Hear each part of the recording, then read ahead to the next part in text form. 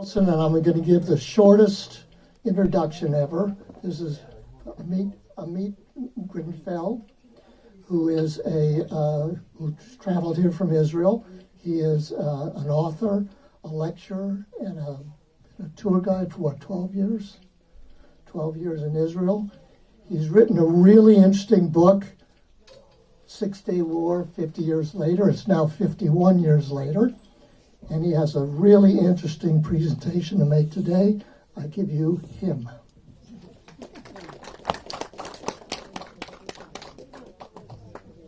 Thank you, Wes. Shalom, everybody. Shalom. Thank you for having me here. So yeah, the name is Amit. Believe it or not, I'm married to Amit. It's a boys and girls name, and we have 3 kids. They are responsible for most of my lost hair, but they made my heart bigger, as we said. I am here after quite a few years in the university and being a curious tour guide that have to answer questions about the 6-Day War, as if it reshaped the land of Israel as we know it today. So I was actually followed by my tourists and went deeper and deeper into research about this war and its outcomes. And this short lecture, between 50 to 60 minutes, will be also a good introduction for my short book, Echoes of War. In Yiddish you say schlepp, right? So I schlepped a few books here. You can get some free copies. And don't fight on them. You can also get them on Amazon. Let's start by saying that it's been 51 years since this war was over. I was not around, as I hope you can see. But I grew up learning about this great victory. This picture here of the chief of staff, Yitzhak Rabin, legendary Moshe Dayan right there in the middle, Minister of Defense, and some more high officials from the IDF are entering Jerusalem. An entrance that actually, as many Israeli great deeds, had no preparation before. The 6-Day War was Israel's greatest victory, but probably one of the only wars Israel had that we didn't prepare for it to begin with. That and the Yom Kippur War that followed. This is a map of the Middle East. I hope you can see tiny Israel. There it is. Shalom. Right here. A state smaller than the state of New Jersey. And its enemies that are all around it, marked in 2 types of green here, the Arab League, the Arab world. Altogether, the 2 sides have very, very disproportional forces. The Israelis in 1967 had a little more than 2.5 million Jewish citizens, while the Arab world had almost 100 million citizens. And the Arabs had territory much larger than the United States of America with Alaska. We're going to try to answer some of those questions. First of all, what is the second round? What is the war on the water? That was the war between Israel and Syria. How come Syria managed to drag all the Middle East into a war that nobody wanted? How come a small air force of 300 airplanes can win a war in less than 1 day? I will tell you why Israel attacked first, why the fact that during the first assault, letting General Amir, that was the chief of staff of Egypt, escaping a certain death, actually helped winning the war. And we're going to talk about the question is, Israel's greatest victory is the seed of its biggest problems today. Okay? Oh, and a little spoiler, as they call it today, it was actually the 9-Day War, not the 6-Day War. In the last 3 days, there were no actual combats, but there was still military movements on the ground. Therefore, it's technically the 9-Day War. If there is a second round, that means that there is a first round. I will say it very, very briefly. The Israeli Independence War that led to the creation of Israel. You can see on the right picture. The Israeli forces securing what will later be the port of Eilat. That marked basically the end of Israel's victories in 1948, while Palestinian refugees or Arab refugees are escaping the newborn state of Israel. Israel basically was surrounded, and in a way still is, by an ocean of hate. Okay, I will stop and mark a very interesting and sad fact. I am visiting the United States in a week that saw the worst attack on Jews in the history of North America. And everybody from Israel called me and said, look, there are Meshuganas over there, come back home. Okay, and I felt a bit awkward because the Israelis are calling me in the US telling me it's dangerous. It is showing you that anti-Semitism really goes wherever we go, basically, we as Jews. This is a bit different though, because this is in Arab, clear newspapers. Anti-Semitism in the Arab world is something, my friends, that they build in the mind of their own children since the age of 0. Today, in countries such as Egypt and Jordan, states that have peace agreement with Israel, one of the most popular books in every bookshelf is Mein Kampf of Adolf Hitler, right up there in the street. And another one is the Protocols of the Elders of Zion. It's a clear, old-school anti-Semitic document, fake, and they're still there. Before the Six-Day War, this was very typical propaganda, and you can see the same motive of the Arabs going to push a Jew into the sea, outside of what they consider as Palestine.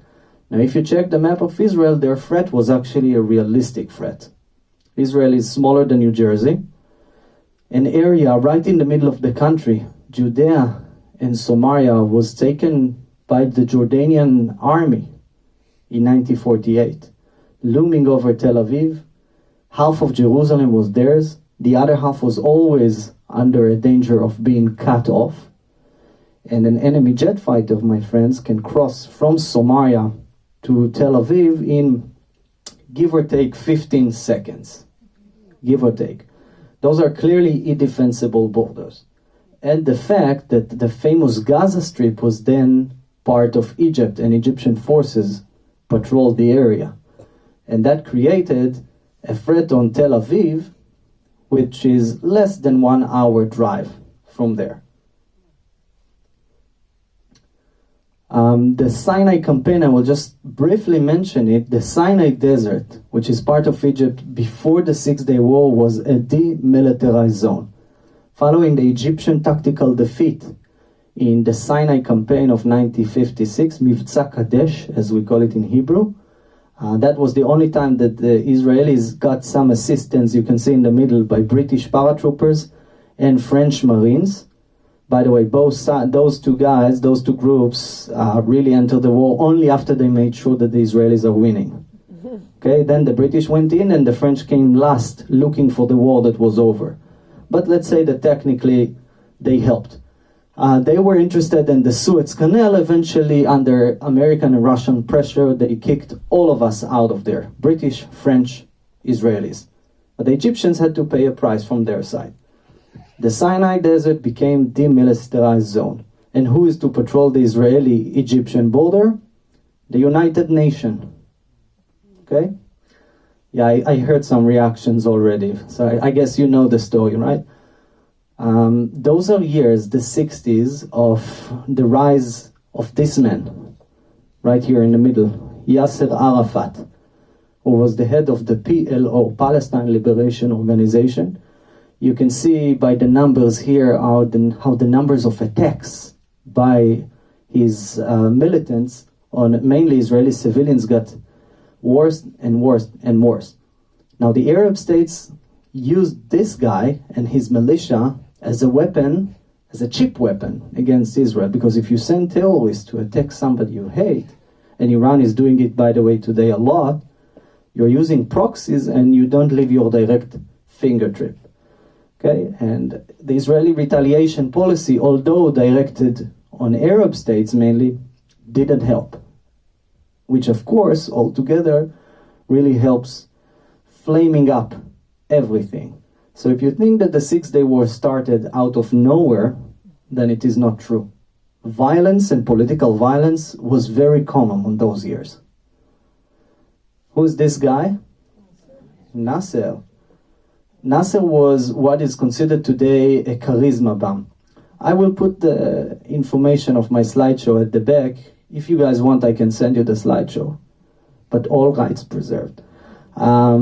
Nasser over here was a brilliant man, a politician that time and again recovered from a clear defeat into political gains. Now in the 60s, his forces are definitely not prepared for a war against Israel. The best units of his army are locked in an endless battle in Yemen. He is fighting the Saudi proxies are fighting his proxies and his army. This guy knows that he did a mistake and he needs his men out of Yemen. What will be his excuse to take his army out of Yemen? A threat by Israel. Because Israel, my friends, is the only lowest common ground that the Arab leaders could use. And he used Israel as a measure to rally his men, basically, around his leadership. Because he had nothing else to offer them but the hate to Israel. Therefore, during the mid-60s, late 60s, this guy was looking for the opportunity, basically, to start, maybe not a war, but in some kind of a conflict with Israel, and at the same time, to bring his army back to the Sinai Desert. We have another neighbor. This is young King Hussein. This young king eventually will sign peace agreement with Israel, some 3 decades later. But over those years, this guy is in a big problem. You can see him here in the Time magazine, surrounded by officers of the Arab Legion. That's the name of the Jordanian army till this very day. Who is the Jordanian king? He is a Hashemite Bedouin and a proud one. And he controls his country by a veneer or a thin coalition of Arabs who were Bedouins, while most of the population, can anybody tell me who are most of the people of Jordan? Palestinians. Okay, nobody knows exactly the numbers, but more than 70% for sure. He needs his army to stay alive, not just to control his country. And he knows that although his army is well trained, it is small by number and will definitely not be a match to the IDF, the Israeli Defense Force, unless he will combine forces with the Arab states around. And he knows that if there is an all-out war, he will better retreat from the West Bank and save his army than to fight bravely on the West Bank, lose his army, and lose his head right after that. Okay, so we're going to move on. Syria. Now, Syria saw military uprising after military uprising. 5 of them just before the 6-day war. There will be 2 more after. And there is a terrible civil war now. So that's even 3. This is the execution of famous Eli Cohen, right here in the middle. I'm sorry if the pictures are a bit brutal, but that's how they introduced his body in the streets of Damascus. Okay, this is the spy that was eventually caught and brutally executed despite all negotiation attempts of Israel. The Syrians used the high ground of the Golan Heights. On the upper picture, you can see an Israeli kibbutz in the Hula Valley. When you're in Israel, you need to practice on your So the Hula Valley, it was very easy from the high ground, basically, to shoot down on Israeli civilians and Israeli military vehicles patrolling the valley. Actually, if you go up to the Golan, and I do that all the time, basically, with tourists, then it's very physical to see and to understand. You can see the old Syrian bunkers. And the Syrians had time to prepare for a war, 19 years. And they built more than 80 compounds of well-prepared bunkers for this war. They were ready.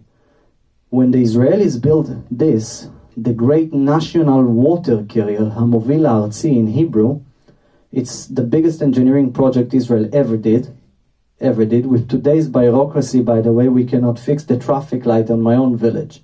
Okay? But back in the day when great Levi Eshkol, maybe many of you remember his name, Levi Eshkol ordered the construction of this thing, they prepared it in less than 3 years. Now we're talking about more than 200 miles of a water carrier that takes water from the Sea of the Galilee, the lowest freshwater lake on the planet, up to the mountains of the Galilee, and then all the way to Tel Aviv. That really helped Israel becoming greener than ever. And the Arabs saw that, and they were angry. Angry means that they wanted to cut off the Israeli tributaries of the Jordan River. How do you do that? Very easy. The tributaries are in Syria and Lebanon. So the Syrians started building a canal that will divert the water from the Jordan River into Syrian and later on Jordanian areas. The Israelis politely asked them to stop. Guess what? They didn't stop. We asked the United Nations to help us. The United Nations is united nothing. Okay, that's the meaning of the UN in Israeli point of view. And the United Nations actually took it to the military council where Russia just vetoed it. And it was ineffective. So Israel asked Uncle Sam, come and help us. Where is Uncle Sam in 1967? Where is the Army of America in 1967? In Vietnam. Deeper and deeper in Vietnam. So the Israelis find themselves with no American ally to really speak of. Because you see, my friends, the last thing that America needed then was another war of an ally versus another Soviet proxy. So what was the only option? To use the army. Okay, and what was known as the war on the water really accelerated an all-out escalation. Oh, I even wrote down escalation. Okay, that escalation actually ended up in, those are typical pictures from those days. To the right, this is Israeli airplane produced by France, Mirage 3, which was an excellent jet fighter. Those are Soviet-made weapons, MiG-21s that the Syrians and the Egyptians used.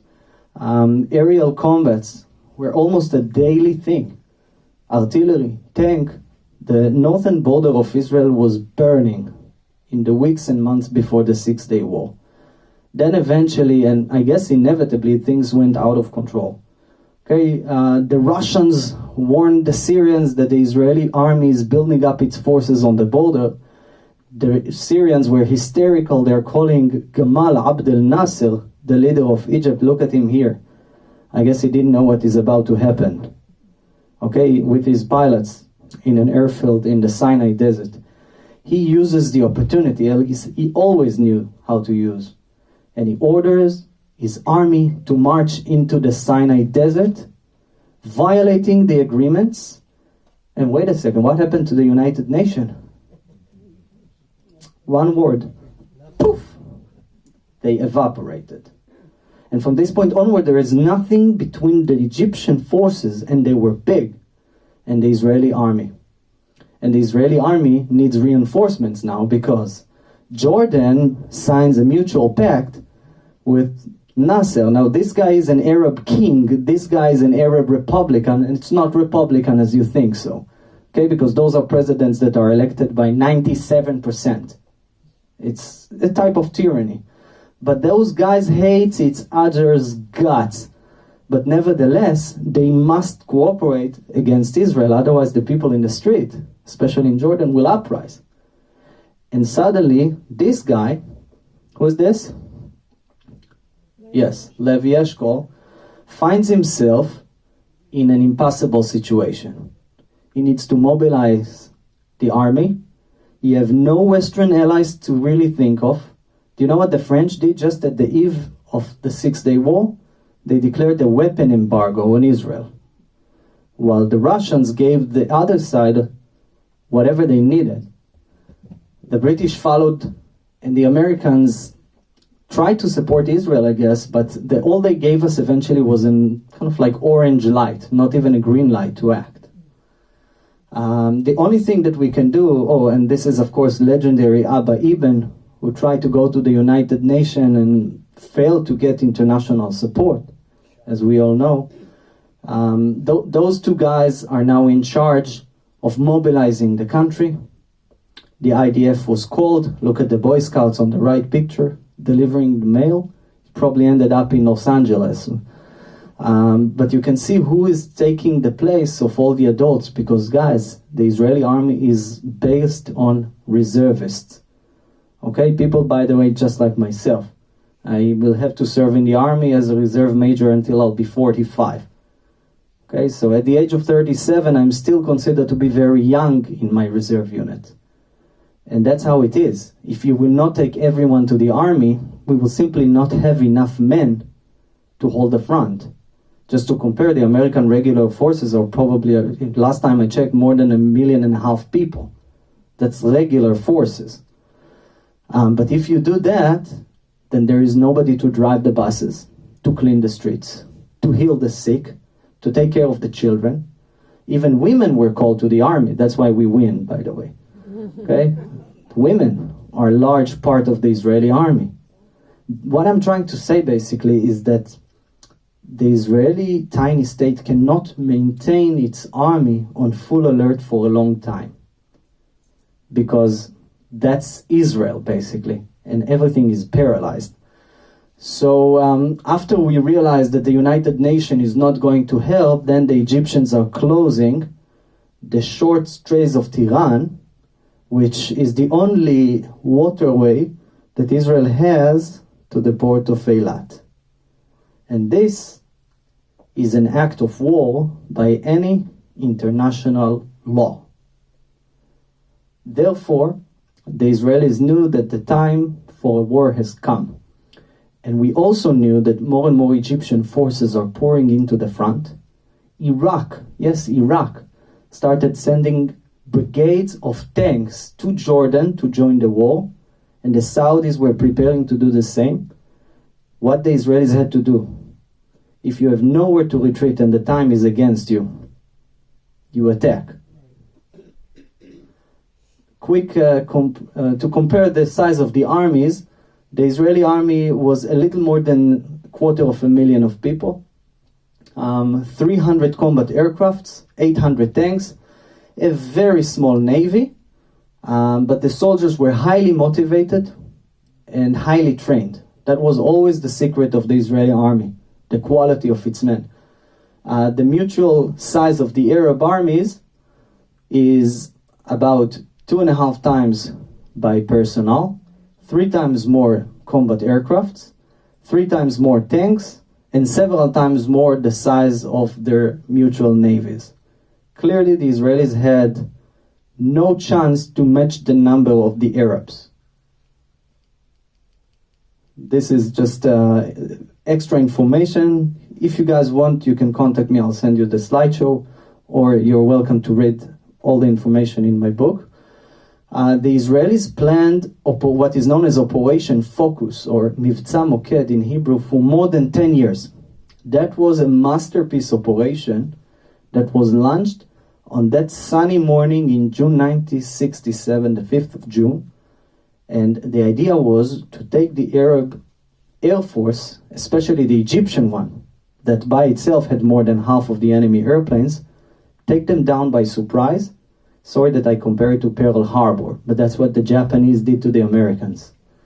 Full surprise, and the idea was basically to send 200 combat airplanes. That's basically almost all the combat jet fighters we had. Only 4 jet fighters were left to protect the skies of the entire country, while all the rest came. On the first wave, they showed up above 11 Egyptian military bases at the same time. No GPS, no Google Maps, just a map, campus, full radio silence, just a lot of training. And they did it. They did it. They appeared above the enemy airplanes, above the runways, and bombed basically everything that moved on those bases. Now, within 4 hours, those 200 airplanes arrived not once, but 3 times. Because the Israeli ground forces were so well trained that every time an airplane landed, they fixed it, refueled it, and rearmed it in 7 minutes. That's basically, I interviewed the pilot. He said, we only had the time to run from the cockpit to Pish, to come back, have a glass of water, a cup of coffee, and we went to another mission. So with 4 hours, those 200 airplanes attacked like there are 600. And the result is very clear. By the destruction of more than 80% of the Egyptian fighting force. within 4 hours. When Jordan, Iraq, and Syria sent a few airplanes to bomb the Israelis, luckily the damage was very light, then the Israeli Air Force moved to attack their air bases. Let me just show you the huge success. Those are Egyptian bombers made in Russia. They were supposed to bomb Tel Aviv, those huge ones. Egypt lost 338 airplanes. Syria lost 61 airplanes. And then Hafez al-Assad, you know the name? He was the commander of the Air Force. You know what he did? The rest of his 60 airplanes, he told them to take off and run quickly as possible to Iraq, as far as possible from the war. Okay, this is the man that will later on become the president of Syria. Jordan only had a small air force of 29 aircrafts. They were all destroyed on the ground within an hour, and a few aircrafts were even destroyed and bombed in Iraq. Lebanon lost one aircraft. That was a helicopter that came too close to the Israeli border, and 47% of the Arab Air Force basically was knocked out within 9 hours. Now, in modern warfare, my friends, when you control the sky, you control the wall. And the result was that when the ground forces started the attack, although in the first few critical hours they had no air support, because the airplanes were still deep in Egypt, they got clear skies. There was no enemy aircraft to attack them. Now, I interviewed this guy here, 94 years old, still working 8 hours a day. He is the head of... Raise your hand if you've ever been to the Palmach Museum in Tel Aviv. A few people did. Okay, all the others, you need to sign up for a tour with me. Just, that's a passive-aggressive Israeli marketing. He's an amazing man. In the Six-Day War, that's him, in the Six-Day War, he was the head of the South Command of the IDF. Now, this guy knew history very well, although he barely finished high school. Okay, was a good memory. He had very good memory. He remembered that the Americans really cheated the German forces during the invasion to Normandy, and they built a whole phantom army, a fake army in South England. He decided to do the same thing. He built a fake brigade of more than 100 fake tanks and dozens of other fake vehicles, and he stuck this fake army in the middle of nowhere in the Egyptian-Israeli border. Then he took 2 real tanks to drive around to create tracks, and he used the Mossad that helped him to send false radio transmissions. I need water, I need this, I need that. And the Egyptians swallowed the bait. A third of the Egyptian armored units were placed in the Six-Day War in front of a non-existing army. Those tanks will fall into Israeli hands intact without shooting a single round when the Egyptian forces will run away. I'm not saying that there were no terrible combats, but the Israelis were well prepared for this war, and they charged. Don't forget that the Israeli soldier sees home right behind him. He is not being sent overseas. It's simple as that. You know that if you will not do your very best for your friends and for you and for your country, there will be no country. And we also had very good leaders. You can see some of the division commanders. You probably recognize this guy, Ariel Sharon. They led the attack in such a speed that they broke, you can see the blue arrows marking Israeli movements. They broke deep into the Egyptian compounds within 36 hours. Now, another amazing thing happened there. The Egyptian... Which one? His name is Yeshayahu Gavish. Shaike Gavish. Gavish means crystal. He's an impressive guy. Those are some pictures from the war. You can see beautiful, a collective amount of weapons, by the way. Those are American Super Sherman tanks. The poor Israeli army still used Sherman tanks until the 70s, but we upgraded them. This is a French bomber that the Israelis used, a Vautour, and those are British-made tanks that the Israelis used, Centurions. And they were fighting Russian weapons. Is that beautiful globalized warfare we have here? Another amazing thing that helped Gavish winning, look at the map. This is the last 2 days, last of 4 days. Okay, in 4 days they managed to capture and secure the Sinai Desert. Now, there were 2 critical decisions given in the South Front. One was by the Egyptian commander, General Amir, who was flying above the main airbase in Cairo in a small military cargo airplane, and the Israelis saw him when they attacked the airbase, and you know what they did? They spared him. They thought, nah, it's not a jet fighter, let's go on the base. They saved him, they spared his life, and he was so shocked and devastating from seeing his beloved Air Force being decimated on the ground that he received a critical order. He told all his men to take whatever they got and to run as fast as possible behind the Suez Canal. The Israeli Mossad intercepted this transmission before it got to the generals. And the Israelis knew that the Egyptians are going to retreat before the Egyptians knew they were going to retreat. This guy, let's go back to his picture, Gavish received also a critical order. He told his men, let's gamble and let's go around the Egyptians on those compounds. Those are divisions that have been wiped out. Go as fast as possible and block their retreat. Thousands of Egyptian tanks, trucks, cannons, armored personnel carriers, whatever you want, was abandoned in the desert in a terrible collapse of the Egyptian forces. You know, by the way, who jumped on the first vehicles and ran first? The officers of the Egyptian army.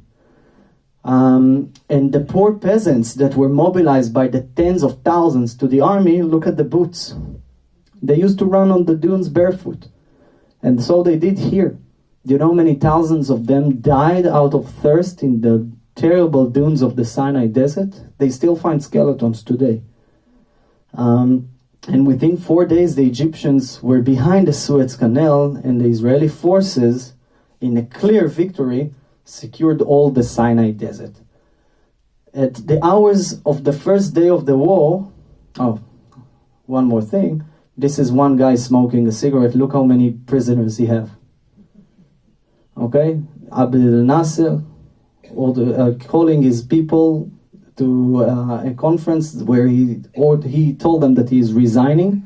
It was all fake, by the way. The next day there was a huge demonstration to call him back. Of course, he organized that demonstration, and he survived the war. He survived his failure, although he was never the same man. And this is the Medal of Honor that the Israeli government gave to my grandfather, who jumped into a burning ammunition truck and saved the life of 2 people. He was a beautiful soul, this guy, the late Akiva Ronen, born in Brazil, came to Israel, quite a story. He was a meshugana, as we say. At the last hours of the war, this is an American ship, the USS Liberty. Raise your hand, I'm curious, if you ever heard of the Liberty incident. Just a few people. I think Israel and America tries to keep this subject kind of hidden, although it's been a long time. An American espionage ship was mistakenly identified as an Egyptian destroyer by the Israelis, and it was attacked. And 34 American sailors were killed in that terrible incident of friendly fire. The Jordanian front, although I am separating it as a different chapter, do know that this is parallel to all the events in Egypt. Tiny Israel had to fight 3 armies at the same time. The Jordanian army started opening fire along what is known as the Green Line, bombing different areas in Jerusalem, although Israel tried to warn them that if they will not shoot, we will not shoot. So why do you want to go into a war? But King Hussein decided to shoot, maybe because the Egyptians were lying to him, transmitting in the radio that they are winning, that they are destroying Tel Aviv. Some people counted how many airplanes they claimed to destroy, and it was several times more airplanes than the Israelis really had. Okay, it was all propaganda. And Jordan, in a way, swallowed the bait and joined the war and paid the price for it. So the legion started opening fire, those guys, the Arab legionnaires, all over Jerusalem. In order to suppress the fire, the Israelis moved into an all-out attack, first of all around the United Nations compound in Jerusalem. Then the Air Force started, look at this, this is a very powerful picture. Do you see the airplane? Okay, this is the Hebrew University right here, and this is the beautiful church on the Mountain of Olives. And that used to be a Jordanian cannon. No more. The Israelis really focused on Jerusalem. Those arrows here shows you the movement of the different Israeli forces.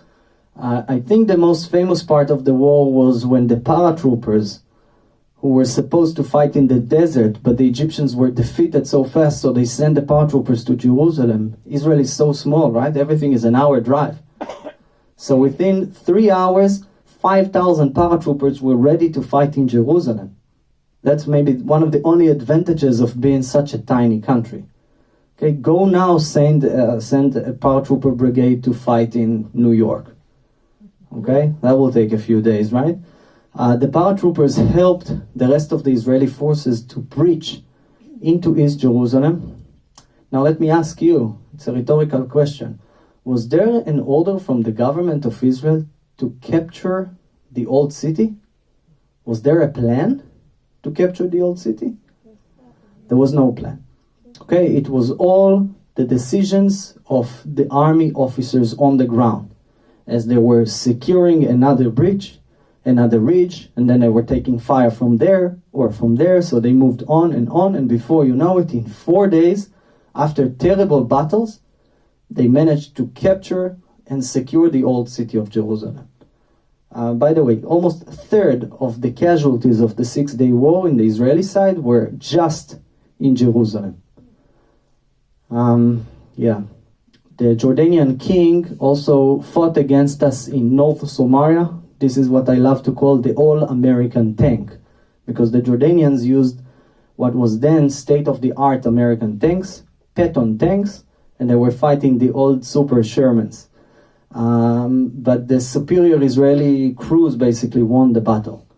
So as the Jordanians started retreating, the Jordanian king over here called his army for an all-out retreat. I told you the reason why. Because he needed the soldiers alive to protect his regime. And he managed to do so, actually. So although he lost almost all the tanks, here is one of the cannons that bombed Tel Aviv area. Today it's inside an Israeli museum in Tel Aviv. And that's a British tank, British cannon, a field gun.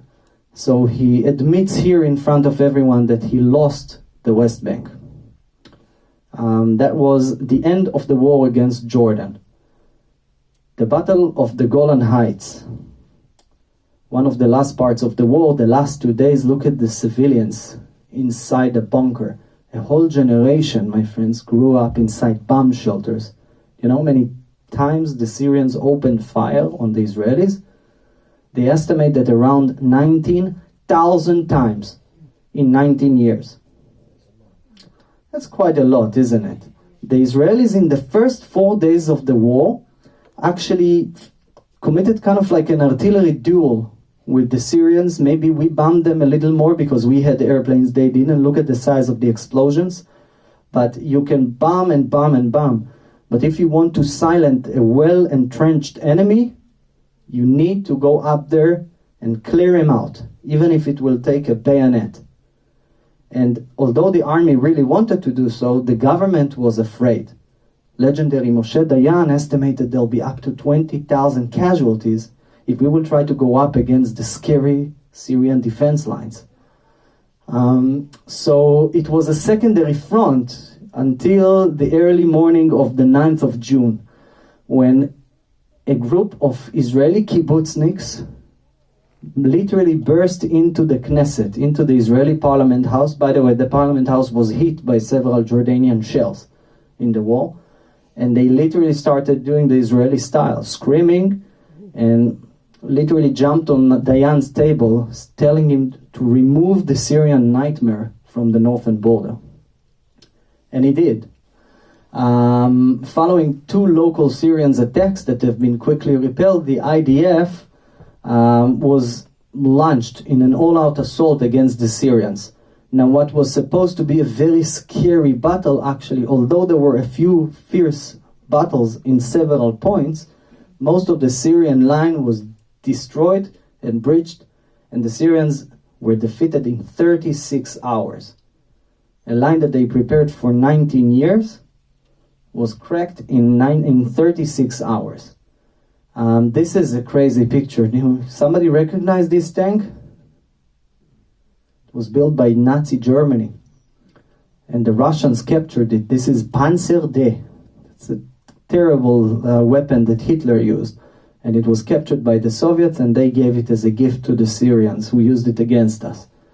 I actually know where this tank is. I know where it is. It's inside a museum in Tel Aviv.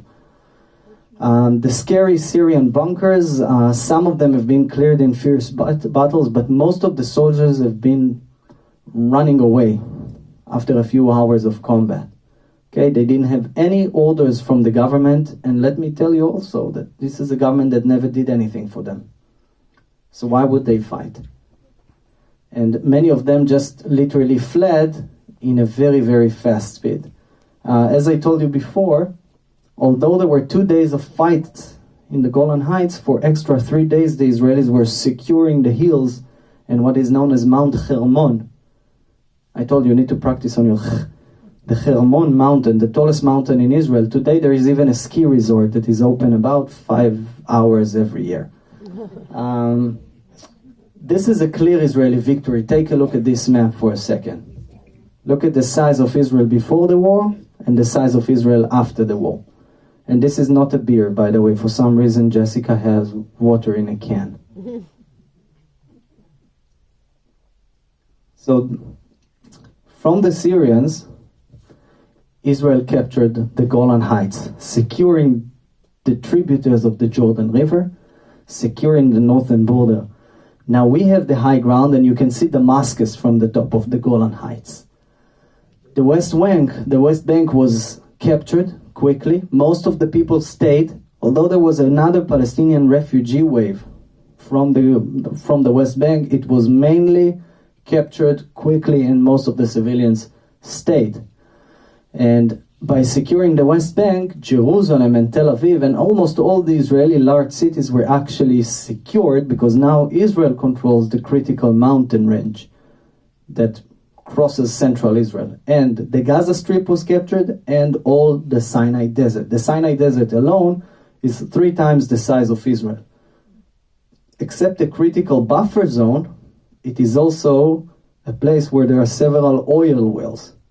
And for a few years, Israel had almost full energetic independency, which is crucial for Israel's security. You know that the only place in the Middle East with no oil is actually Israel and Jordan? Thanks, Moses, for bringing us there, but that's the truth. So by securing the Sinai, we actually secured the oil. Those are beautiful pictures of the paratroopers celebrating next to the Western Wall, in global media, total Israeli victory, and thousands of prisoners of war, Egyptians, surrounding themselves to the Israelis. Take a look at the casualties. You cannot even compare the numbers, okay? The Israelis lost less than 800 men versus 21,000 casualties at the other side. Those numbers does not include deserters and those who just perished and disappeared and nobody even knows where they are. So the casualties were probably even worse. POWs, prisoners of war, those 15 that the Arabs managed to capture were mainly pilots that their airplanes were shot down above enemy territory, while we captured almost 5,500 Arab prisoners. On this war, the Israeli Air Force suffered heavy losses. Don't forget, it only had 300 airplanes to begin with. 46 have been shot down, mainly by anti-aircraft cannons, while the Arab armies lost more than 500. Dozens of Israeli tanks have been hit. Most of them have been repaired, while hundreds of enemy vehicles have been destroyed. I did not include it here, but many more hundreds were captured intact. And some of them even served in the Israeli army in the wars to come. There were 370,000 refugees on this war, mainly from the West Bank, a little bit from the Golan Heights. The other ones that stayed were under military regime for the next years. The Soviet Union immediately cut off all ties with Israel. And while the Israelis were trying to digest, look at the quote here from Moshe Dayan, "What am I going to do with this Vatican?" he said, when he heard that Jerusalem was secure. This is another proof to the fact that he never prepared for this option. He knew that now Israel is holding the holiest heading on the planet.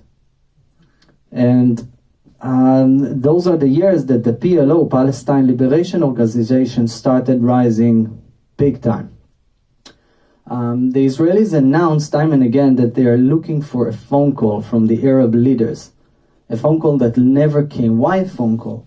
Because, my friends, for the first time, I want to go back to that map. This one. For the first time, tiny Israel was holding Arab territories, and we could offer them something for peace. What was the only thing that the Jews could offer the Arabs before the 6-day war? Nothing. Just disappear from the map, basically.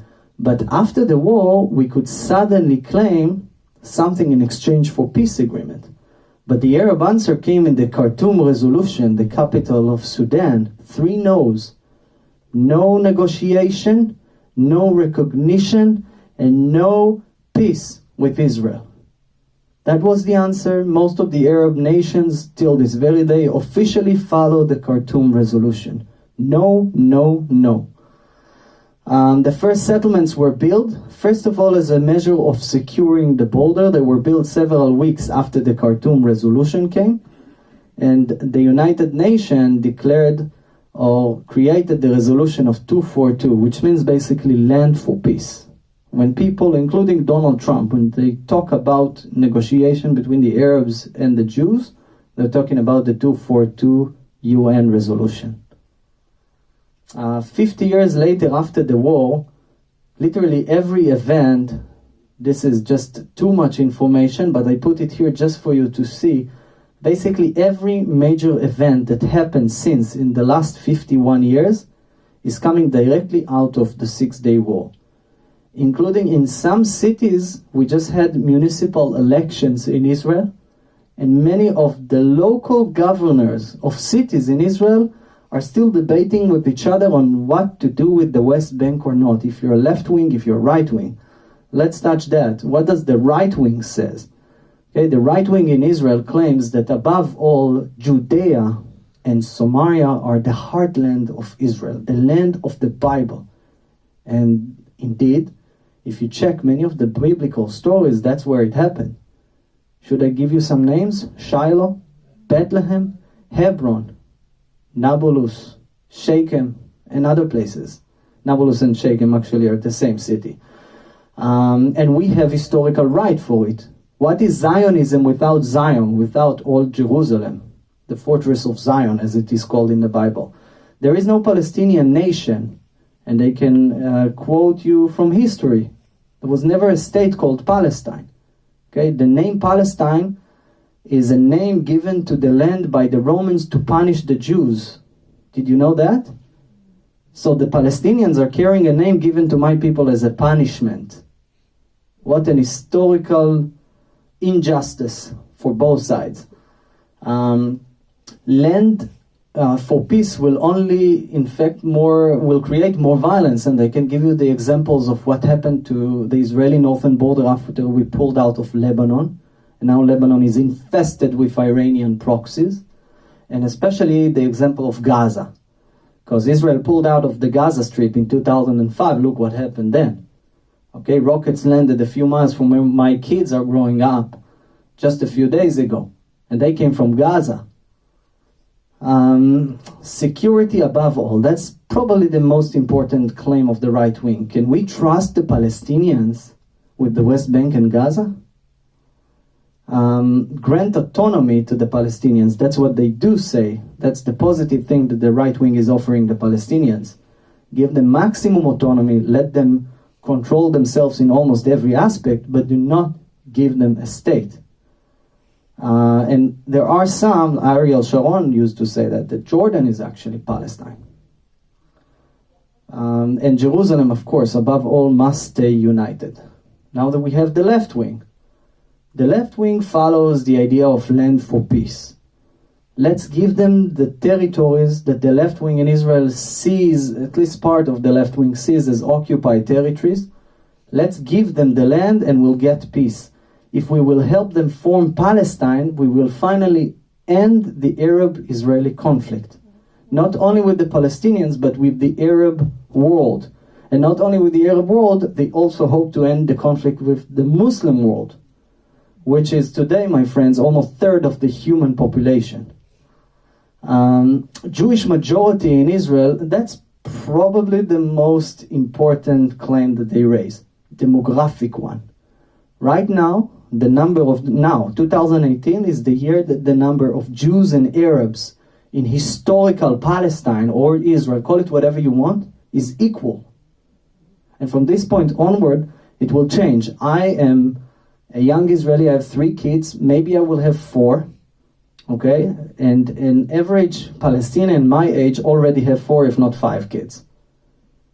So the demographic momentum of the Arabs is such that if we will not leave the West Bank and we will be forced eventually to give those guys, there are 2.5 million Palestinians in the West Bank and 2.1 million in Gaza, give them citizenship, and that will be the end of the Israeli state as we know it. And probably the physical extermination of the Jews in Israel. Let me just say that loud and clear. We cannot control another nation forever, they say.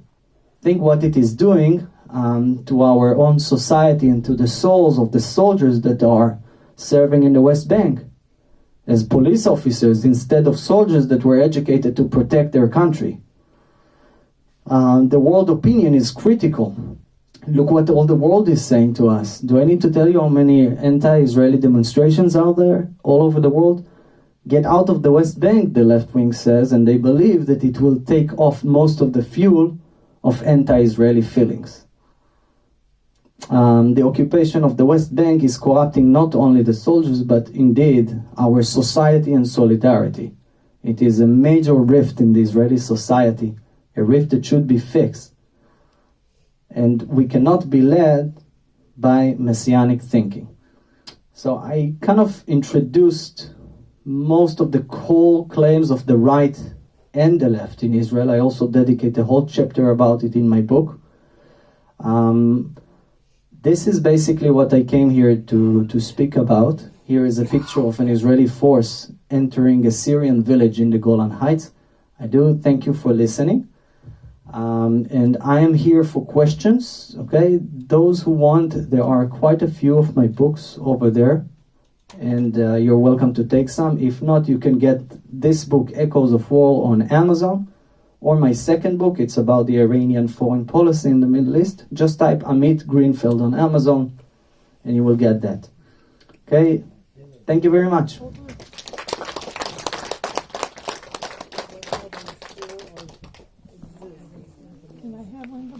Yes.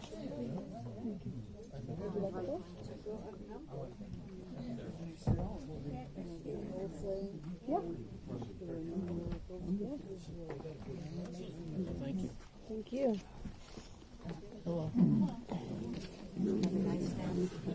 He's a great friend of mine. Thank you very much. Well done. Thank you.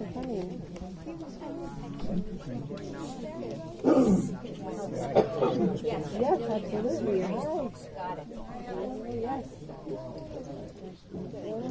Of course. Very good. Thank you, sir. I just got back from a trip to Israel. From a trip to Israel? Yeah, we went to a lot of the same places. So tell your grandkids to come to Israel. Oh, my grandkids have all been there. They've all gone to Jewish school, they've all been there, but they're all left. They all. What did you say? They're all left. What do you mean when you say that? Thank you. Thank you.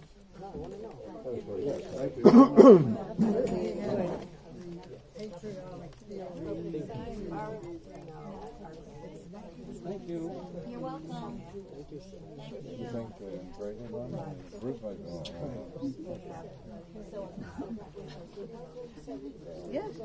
Thank you very much. Very nice. Thank you. Would you like a book? Here, I'll set it here for you. No.